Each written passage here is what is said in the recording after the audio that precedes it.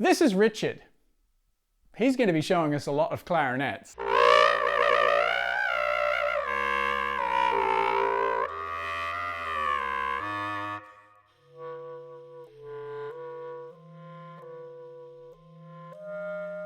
There are more variants of the clarinet than practically any other orchestral instrument.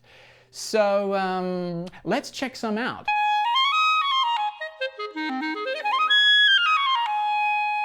So the A-flat piccolo clarinet is one of the highest clarinets in existence. There is apparently a B-flat piccolo clarinet, so an octave above the B-flat clarinet, but I've never seen one. It's been used in military bands, but also in orchestra. So the A-flat piccolo clarinet has about the same range as a flute when you transpose it. The sound of the highest clarinets can be very powerful. They can pierce straight through an orchestra.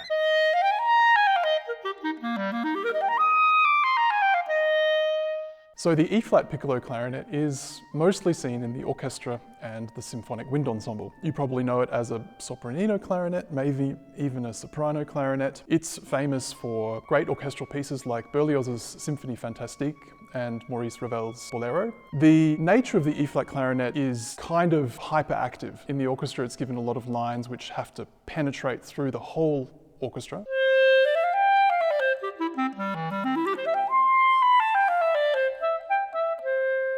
When clarinet was first invented, it had fewer keys. Players would often need to swap between the A, B-flat and C clarinet so that they could play in almost any modality. But these days, modern clarinets don't really have this problem. So back in the day, clarinetists mostly used to have A, B-flat and C clarinets in their luggage. So this is a C clarinet. For a time, playing the C clarinet in orchestras went a bit out of fashion, but now orchestras are purchasing C clarinets. A lot of players also own them. And pieces like the Barber of Seville by Rossini or the Barded Bride by Smetana are again being played on C clarinets for their brilliant sonority.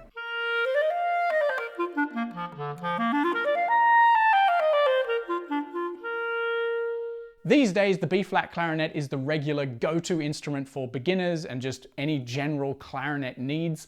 If you're thinking of a vanilla run-of-the-mill clarinet, it's probably this one.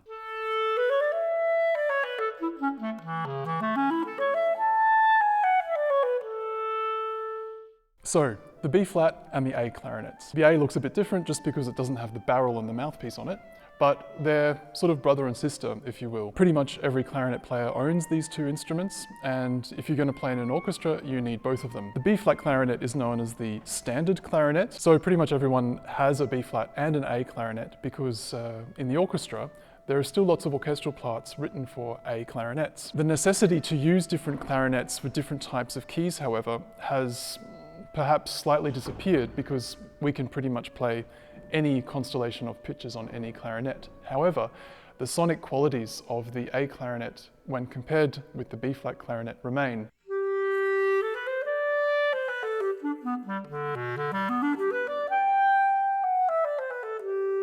The clarinet d'amore is a clarinet in G that was developed about 1740, but only a century later, around 1850, it had almost completely disappeared. The d'amore was famous for its globular bell, and it was used in somber kinds of music. The d'amore sound was considered to be kind of covered and gentle. Of course, the clarinet could still be played in a loud and wild way if one chose, but the d'amore nomenclature sort of referred to this idea of a gentle sound. The project that I started in 2018 was to resurrect the instrument in a modern form. So today we have a d'amore with an extended range down to low C, but still with the curved barrel and the globular bell.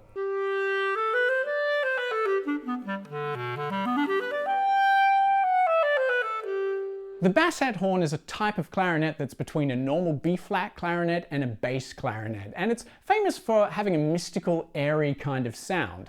The Basset horn in G, though, it doesn't really exist anymore. As a result of the project with the modern clarinet d'amore, we've also managed to resurrect the idea of another extinct instrument, which is the Basset horn in G. Famously, Mozart originally wrote the clarinet concerto for a Basset horn in G, which even then in the 18th century was quite a rare instrument.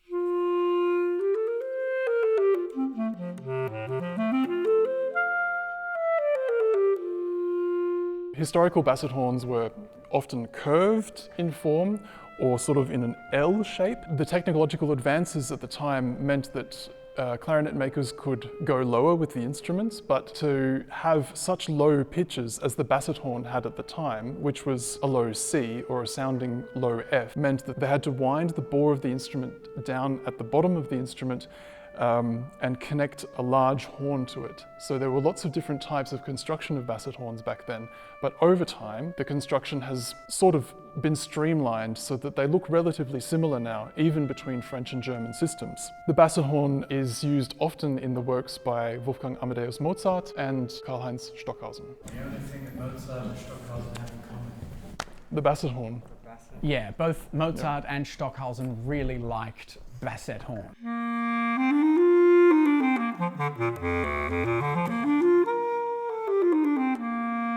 Around the turn of the 19th century, we begin to see low-range clarinets popping into existence. The most famous and well-established being, of course, the bass clarinet. The bass clarinet is a standard orchestral instrument. It's found in lots and lots of symphonic works. And orchestrationally, it's often grouped with the horns or the bassoons, the trombones, but also can extend upwards into the range of the high woodwinds if required.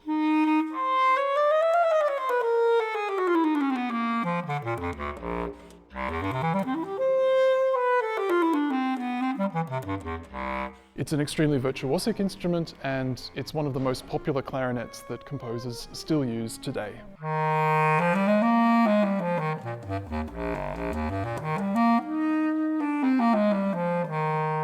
Currently, there are two generally available contra-clarinets, that is, the big boys, and this is one of them, the Contra-alto in E-flat. This instrument is made of metal.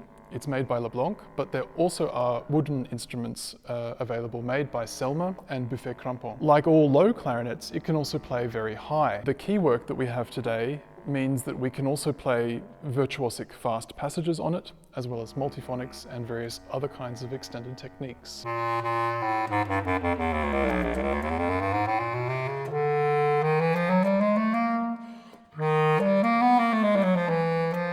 People say that they're actually quite surprised how different the sound of the contralto is compared to the contrabass. These days you find the Contra-alto in E-flat most often in wind orchestras, often used together with baritone sax, tuba, bassoons, anything low.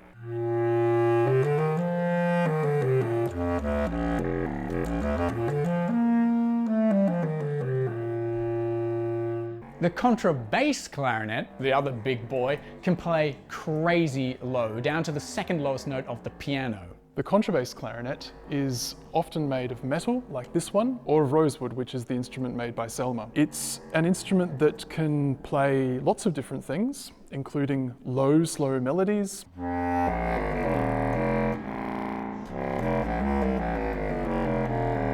virtuosic fast passages, lots of different kinds of multiphonics, slap tongues, etc.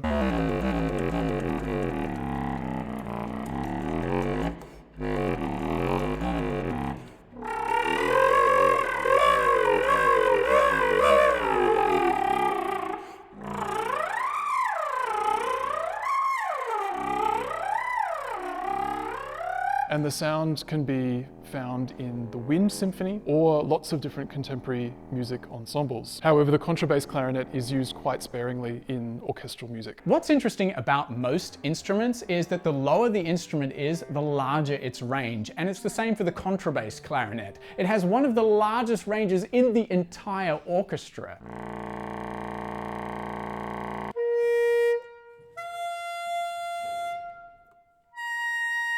Yeah, it's tricky. I haven't played up there in a while. It is possible though. Now, if you'd like a side-by-side comparison of the sound colors of each of these clarinets, we've made an additional video on Richard's channel which goes through each clarinet one by one without us obnoxiously interrupting. If you're interested in more information, especially if you're a composer, I highly recommend you check out Richard's YouTube channel. I'll leave a link in the description. And yes, for the absolute hardcore clarinet nerds, I know we missed some. We didn't talk about, for example, the clarinet in G or the octa-contra, but you know, leave your sick burns in the comments and I'll catch you in the next one.